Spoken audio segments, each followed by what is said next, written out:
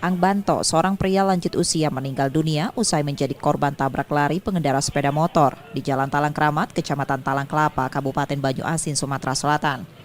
Peristiwa ini terjadi saat korban hendak menyeberang jalan, tiba-tiba pengendara sepeda motor yang melaju dari arah Kenten menuju Talang Kramat dan menabrak korban. BA Satlantas Polres Banyuasin menjelaskan, insiden ini diduga akibat kelalaian pengendara yang tidak melihat keberadaan korban. Setelah menabrak, pengendara motor tersebut melarikan diri. Itu untuk korban mengalami luka-luka. Itu kecelakaan antara masih diduga ini kendaraan sepeda motor menabrak seorang pejalan kaki yang sedang menyeberang. Namun pada saat itu korban masih dalam keadaan sehat.